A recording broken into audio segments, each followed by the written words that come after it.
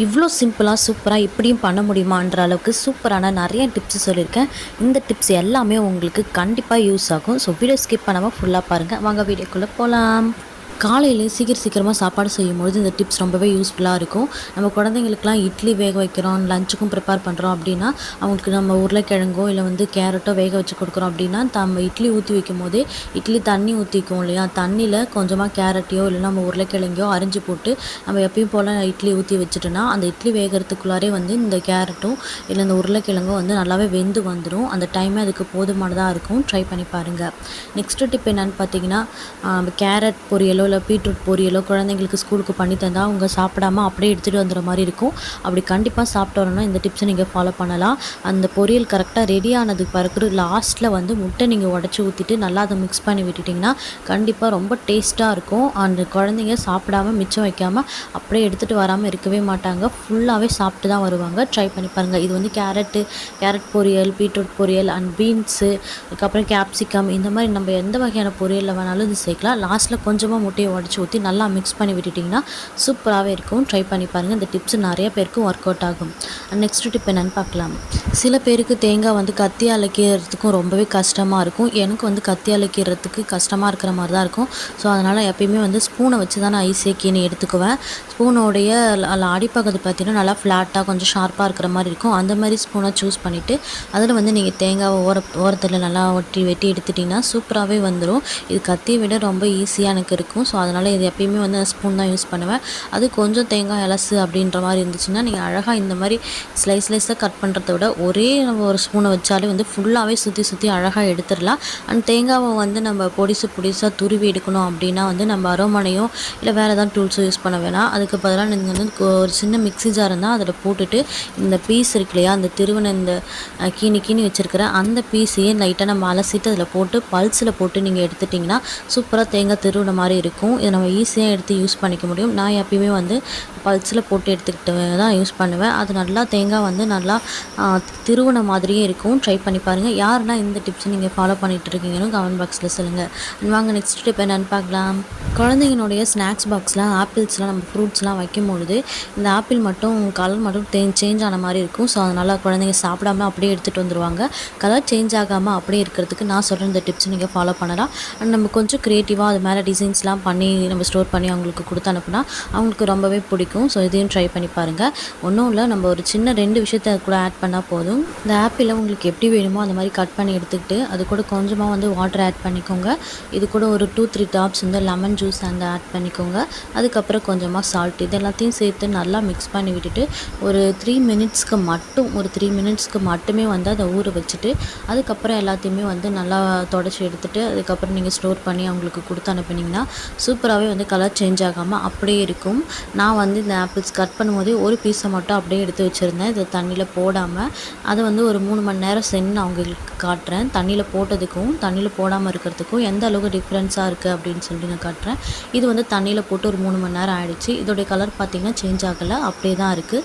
But தண்ணியில் போடாமல் ஒரு பீஸ் மட்டும் எடுத்து வச்சிருந்தேன் இல்லையா, அந்த பீஸை நீங்கள் பார்க்கும்போதே உங்களுக்கு தெரிஞ்சிருக்கும் எந்த அளவுக்கு அப்படியே கலர் சேஞ்ச் ஆகிருக்குன்னு சொல்லிட்டு. ஸோ இந்த டிப்ஸை நீங்கள் ஃபாலோ பண்ணி பாருங்கள். வாங்க நெக்ஸ்ட் டிப் என்னென்னு பார்க்கலாம். இது போல் ஐஸ்கிரீம் பாக்ஸ் உங்களுக்கு நிறைய பாக்ஸ் கிடச்சிருக்கும். ஸோ இந்த மாதிரி பாக்ஸ் கிடைச்சா கண்டிப்பாக தூக்கி போடாமல் இதில் யூனிக்காக ஒரு டிஃப்ரெண்ட்டாக யூஸ் பண்ணிக்கலாம். இந்த மூடியில் ஒரு சின்ன வரும்பில் ஒரு ஹோல்ஸ் மாதிரி கொடுத்துருக்காங்க இல்லையா, அந்த ஹோல்ஸ் ஃபுல்லாகவே நம்ம குண்டு இருக்கு இல்லையா, பசங்க விளையாடுற குண்டு, அந்த குண்டோ அப்படி இல்லைன்னா சின்னதாக நிறைய முத்துக்கள் மாதிரி நம்ம மணி வச்சுருப்போம் இல்லையா, அது ஓல்டு மணியாக இருந்துச்சுன்னா பரவாயில்ல. ஸோ அது எல்லாத்தையுமே இதுக்குள்ளே போட்டுட்டு அழகாக நம்ம சுற்றி நல்லா ஸ்டோர் பண்ணி யூஸ் பண்ணிக்க முடியும். அந்த பாக்ஸே நல்லா ரொட்டேட் ஆகிற மாதிரி இருக்கும். நம்ம எதுவுமே போடாமலே அழகாக நம்ம அதை சுற்றி எடுக்கிற மாதிரி இருக்கும். பட் இது கூட நீங்கள் குண்டோ அப்படி இல்லைன்னா பீட்ஸோ எல்லாத்தையும் போட்டுட்டு நீங்கள் அழகாக ரொட்டேட் பண்ணி எடுத்துக்கலாம். இந்த மாதிரி நம்ம கிச்சன்லேயோ அப்படி இல்லைன்னா நம்மளுடைய மேக்கப் திங்ஸோ போட்டு வச்சுக்கிறதுக்கு ரொம்பவே யூஸ்ஃபுல்லாக இருக்கும். ட்ரை பண்ணி பாருங்கள். அண்ட் வாங்க நெக்ஸ்ட் டிப் என்னென்னு பார்க்கலாம். இது போல் ஹேர் கிளிப்ஸ்லாம் உடஞ்சிருச்சுன்னா அப்படியே நம்ம தூக்கி போட்டுருவோம். பட் இந்த ஹேர் கிளிப்ஸை வச்சு சூப்பராக ஒரு யூஸ் பண்ணிக்கலாம். அது என்னென்னு பார்க்கலாம். இந்த மாதிரி எந்த கிளிப்ஸ் உடஞ்சிருந்தாலுமே சரி, இதை ஃபுல்லாகவே பிரித்து எடுத்துக்கோங்க.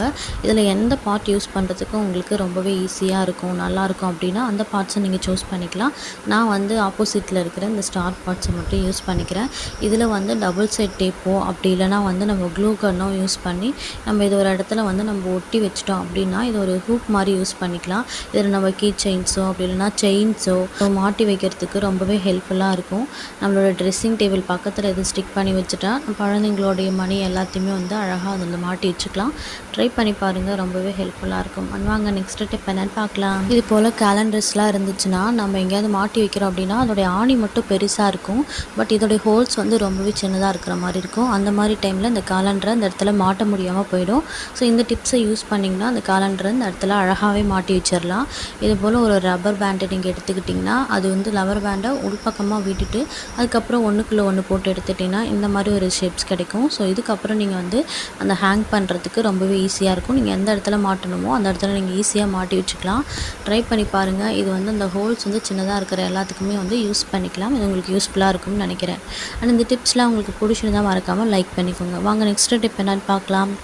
சில கம்பல்லாம் நம்ம இந்த மாதிரி வாஷர் போட்டு தான் யூஸ் பண்ண வேண்டியதாக இருக்கும். சில நேரங்களில் நம்ம எங்கேயாவது அவசரத்துக்கு கிளம்பும் போது டக்குன்னு இந்த வாஷர் மிஸ் ஆகிடுச்சுன்னா திருப்பி போடுறதுக்கு வாஷரே இல்லை அப்படின்னா ரொம்பவே கஷ்டமாக இருக்கும். அந்த மாதிரி டைமில் நீங்கள் இந்த டிப்ஸை யூஸ் பண்ணிக்கலாம்.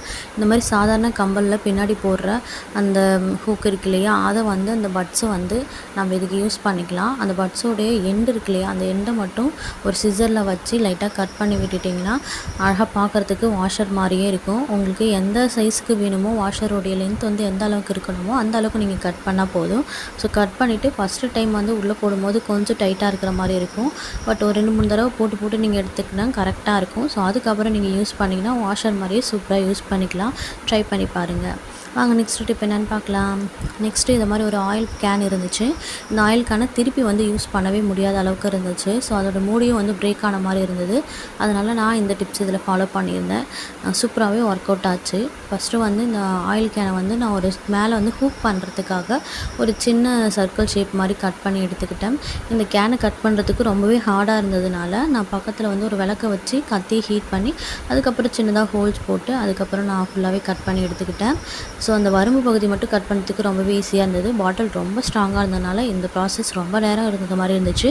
ஸோ ஃபுல்லாக இந்த மாதிரி கட் பண்ணி எடுத்துட்டாச்சு. இது மாதிரி நீங்கள் இந்த வாட்டர் பாட்டில்ஸ் மட்டும் இல்லை, நீங்கள் சாதாரணமாக இருக்கிற மாசா வாட்டர் பாட்டிலோ இல்லை ஸ்ப்ரைட்டோ இது மாதிரி யூஸ் பண்ணிக்கலாம். பார்க்குறதுக்கு கொஞ்சம் யூனிக்காக அழகாக இருக்கிற மாதிரி இந்த வாட்டர் பாட்டில்ஸ்லாம் இருந்துச்சுன்னா இனிமேல் பார்க்குறதுக்கு ரொம்ப அழகாக இருக்கும். ஸோ இந்த மாதிரி கட் பண்ணி எடுத்துக்கிட்டேன். இப்போது நான் வந்து இதில் சின்ன நீங்கள் மேலே இருக்கிற அந்த இடத்துல இருக்கு இல்லையா, அந்த இடத்துல நீங்கள் குட்டியாக ஒரு ஹோல்ஸ் போட்டு நீங்கள் வந்து ஆணிலேயோ உங்களுக்கு எந்த இடத்துல வேணுமோ நீங்கள் அழகாக மாட்டி வச்சுக்கலாம். நான் வந்து டபுள் சைட் டேப் யூஸ் பண்ணுறதுனால அந்த இடத்துல ஒரு ஃப்ளவர் யூஸ் பண்ணிவிட்டு இன்னும் கொஞ்சம் ஒரு ஃப்ளவர் வந்து டிசைனாக இருக்கிறதுக்காக இன்னும் கொஞ்சம் க்ளூகன் அப்ளை பண்ணிவிட்டு இந்த இடத்துல ஸ்டிக் பண்ணி எடுத்துக்கிட்டேன். பார்க்குறதுக்கு ரொம்பவே அழகாக இருந்துச்சு. அவ்வளோதான். இதில் பின்னாடி பக்கம் வந்து டபுள் சைட் டேப்பை போட்டுட்டு அதுக்கப்புறம் நம்ம எந்த இடத்துல தேவையோ அந்த இடத்துல ஸ்டிக் பண்ணிக்கலாம். இதை வந்து நம்ம ஃபோன் வந்து சார்ஜ் பண்ணும்போது ஹேங் பண்ணுறதுக்கு ரொம்பவே யூஸ் பண்ணிக்கலாம். அதில் வச்சா நல்லாவே ஸ்ட்ராங்காகவே இருக்கும். நீங்கள் டபுள் சைட் டேப்பு நல்லா ஸ்ட்ராங் டேப்பாக போட்டு விட்டுனீங்கன்னா நல்லா ஸ்ட்ராங்காகவே இருக்கும். ஸோ வந்து ஃபோனை வந்து நம்ம சார்ஜ் போடும்போது ஸ்டோர் பண்ணி வச்சுக்கிறதுக்கு யூஸ் பண்ணிக்கலாம். அப்படி இல்லைன்னா நம்ம பேஸ்ட்டு ப்ரெஷ்ஷு இது எல்லாத்தையுமே வந்து போட்டு வச்சுக்கிறதுக்கும் யூஸ் பண்ணிக்கலாம். ட்ரை பண்ணி பாருங்கள். இது மட்டும் இல்லாமல் நம்ம கிச்சன்லேயும் யூஸ் பண்ணிக்கலாம். ஸ்பூன் நம்ம எல்லா ஸ்பூனையும் இதில் போட்டு வச்சுக்கிறதுக்கும் நம்ம யூஸ் பண்ணிக்கலாம். நம்ம ஸ்பூன்லாம் போட்டு வாஷ் பண்ணி நம்ம யூஸ் பண்ணும்போது அடியில் சின்ன சின்ன ஹோல்ஸ்லாம் நீங்கள் போட்டு வச்சுட்டிங்கன்னா அதில் இருக்கிற தண்ணி எல்லாமே கீழே ஊற்றுட்டு மாதிரி இருக்கும். ஸோ இந்த மாதிரி நீங்கள் யூஸ் பண்ணிக்கலாம். ட்ரை பண்ணி பாருங்கள். வாங்க நெக்ஸ்ட் டிப் என்னன்னு பார்க்கலாம். முட்டையெல்லாம் நம்ம உடச்சி ஊற்றும் போது சம்டைம்ஸ் அதோட ஓடு வந்து அதுக்குள்ளே விழுந்துடும். அப்போ நம்ம அதை எடுக்கிறதுக்கு ரொம்பவே கஷ்டமாக இருக்கும். நான் சொல்கிற இந்த டிப்ஸை ஃபாலோ பண்ணிங்கன்னா ஈஸியாக நம்ம எடுத்துடலாம். பக்கத்துலேயே வந்து ஒரு கிண்ணத்தில் தண்ணி வச்சுட்டு அந்த தண்ணியில் நம்மளுடைய கையை நல்லா டிப் பண்ணி எடுத்துகிட்டு அதுக்கப்புறம் இந்த முட்டை ஓடு மேலே கையை வச்சிட்டிங்கன்னா ஈஸியாக வந்து முட்டை ஓடு ஈஸியாக ரிமூவ் பண்ணி முடிஞ்சிடும். அண்ட் இன்னொரு டிப் என்னன்னு பார்த்தீங்கன்னா, நம்ம வந்து பேன் கேக்லாம் பண்ணுறோம் அப்படின்னா அந்த முட்டையை பீட் பண்ணுறதுக்கு ஃபஸ்ட்டே வந்து எல்லா இன்க்ரீடியன்ஸையும் நம்ம போட்டுட்டு மொத்தமாக வந்து நம்ம அரைச்சி எடுத்துக்குவோம். அப்படி பண்ணாமல் நம்ம முட்டையை மட்டும் ஃபஸ்ட்டு போட்டுட்டு அதை அரைச்சிட்டு அதுக்கப்புறம் நீங்கள் தேவையான இன்க்ரீடியன்ட்ஸ் எல்லாத்தையுமே போட்டுட்டு அரைச்சி எடுத்துட்டிங்கன்னா அதை அரைக்கிறதுக்கும் ரொம்ப ஈஸியாக இருக்கும். பட் டேஸ்ட்டும் வந்து ரொம்பவே சூப்பராக இருக்கும். ட்ரை பண்ணி பாருங்கள். அண்ட் இது எல்லாத்தையும் நல்லா ஒரு மிக்ஸ் பண்ணி விட்டுட்டு குட்டி குட்டியாக நீங்கள் பேன் கேக் மாதிரி போட்டு எடுத்திங்கன்னா குழந்தைங்க ரொம்பவே விரும்பி சாப்பிடுவாங்க. இந்த பேன் கேக் மேலே லாஸ்ட்டாக கொஞ்சமாக ஹனி ஆட் பண்ணி கொடுத்திங்கன்னா இனிமேல் டேஸ்ட்டாக இருக்கும். ட்ரை பண்ணி பாருங்கள். இது கூட கொஞ்சமாக வாழைப்பழம், கோதுமை மாவு 2 ஸ்பூன், அதுக்கப்புறம் கோகோ பவுடர் சேர்த்துருக்கேன். அப்புறம் வாழைப்பழம், முட்டை இது எல்லாத்தையுமே சேர்த்துட்டு கொஞ்சமாக நாட்டு சர்க்கரை சேர்த்து பீட் பண்ணி எடுத்துருக்கேன். அவ்வளோதான். இது ரொம்பவே டேஸ்ட்டாக இருக்கும். ட்ரை பண்ணி பாருங்கள். நெக்ஸ்ட்டு டிப் என்னென்னு பார்க்கலாம். நம்ம வந்து சாம்பார் காலையிலே செஞ்சுருக்கோம், நம்ம நைட்டு யூஸ் பண்ணிட்டோம் அப்படின்னா நடுவில் ஒரு டைம் சுட வச்சு எடுப்போம். ஸோ அப்படி நீங்கள் சுட வைக்கும்போது அதே பாத்திரத்துலேயே நீங்கள் சுட வைக்காமல் வேறு ஒரு பாத்திரத்துக்கு மாற்றியும் நீங்கள் சுட வைக்கலாம். அப்படி இல்லைன்னா அதில் சுட வச்சாலும் சாம்பாரை வந்து உடனே வந்து வேறு ஒரு பாத்திரத்துக்கு மாற்றி வச்சுக்கிட்டிங்கன்னா சாம்பார் கெடாமல் ரொம்ப நேரத்துக்கு அப்படியே இருக்கும். நம்ம மார்னிங் பண்ணுறோம் அப்படின்னாலும் அந்த பாத்திரத்துலேருந்து இன்னொரு பாத்திரத்துக்கு நீங்கள் மாற்றி வைக்கும்பொழுதும் சாம்பார் ரொம்ப நேரம் அப்படியே இருக்கும். இது சாம்பாருக்கு மட்டும் இல்லாமல் நம்மளுடைய சாதத்துக்கும் அப்படி தான். நம்ம காலையில் சாதம் வடிக்கிறோம், ஈவினிங்கே வந்து அது கெட்டு போயிடுது அப்படின்னா காலைல வடித்த சாதம் வந்து உடனே வேறு ஒரு பாத்திரத்துக்கு நீங்கள் மாற்றி வச்சுக்கிட்டிங்கன்னா அப்படியே இருக்கும். ட்ரை பண்ணி பாருங்கள். அண்ட் புளி நம்ம ஊற வைக்க மறந்துட்டோம் அப்படின்னா கொஞ்சம் நேரத்துலேயே சீக்கிரமாக ஊற வைக்கிறதுக்கு இந்த டிப்ஸை நீங்கள் ஃபாலோ பண்ணி பார்க்கலாம். சுடு தண்ணியில் புளியை ஒரு 2 நிமிஷம் ஊற வச்சாலே போதும், நல்லா ஊறி வந்துடும். அதுக்கப்புறம் நீங்கள் கரைக்கிறதுக்கும் ரொம்ப ஈஸியாக இருக்கும். ட்ரை பண்ணி பாருங்கள். இது போல் முட்டைகளை வேக வைக்கிறதுக்கு நம்ம குக்கரில் எல்லா முட்டைகளையும் போட்டு கொஞ்சமாக தண்ணி ஊற்றிட்டு ஒரு 2 நிமிஷத்துக்கு மட்டும் விசில் வரதுக்கு முன்னாடியே ஒரு 2 நிமிஷத்துக்கு முன்னாடி மட்டும் ஆஃப் பண்ணிட்டிங்கன்னா முட்டை அழகாக வெந்து வந்திருக்கும். அந்த முட்டையும் வந்து ஈஸியாக உரிக்கிறதுக்கு ஃபுல்லாக நம்ம நொறுக்கிட்டு அதுக்கப்புறம் நீங்கள் உரித்து பார்த்தீங்கன்னா சூப்பராகவே உரிச்சிட்டு வந்துடும். ட்ரை பண்ணி பாருங்கள். இந்த டிப்ஸ்லாம் உங்களுக்கு பிடிச்சிருக்கும்னு நினைக்கிறேன். பிடிச்சிருந்தா மறக்காமல் லைக் பண்ணிவிட்டு சப்ஸ்கிரைப் பண்ணி வச்சுக்கோங்க. உங்களோட ஃப்ரெண்ட்ஸ் அண்ட் ஃபேமிலிக்கும் கண்டிப்பாக ஷேர் பண்ணிவிடுங்க. எங்கள் வீட்டில் இந்த மாதிரி பச்சை முந்திரி அதிகமாக கிடைக்கும். ஸோ முந்திரி சீசன்னால் பச்சை முந்திரி இருந்துச்சு. ஸோ இது எல்லாத்தையுமே வந்து நல்லா கலெக்ட் பண்ணி எடுத்துகிட்டு இதில் எப்பயும் போல் எண்ணெய், கடுகு, கொஞ்சம் மிளகாத்தூள் இது எல்லாத்தையும் சேர்த்து நல்லா ஃப்ரை பண்ணி மிக்ஸ் பண்ணி எடுத்துட்டிங்கன்னா சூப்பராகவே இருக்கும். உங்களுக்கு இந்த மாதிரி பச்சை முந்திரி கிடைக்குதுன்னா ட்ரை பண்ணி பாருங்கள், ரொம்பவே சூப்பராக இருக்கும். அண்ட் தேங்க்ஸ் ஃபார் வாட்சிங் திஸ் சேனல்.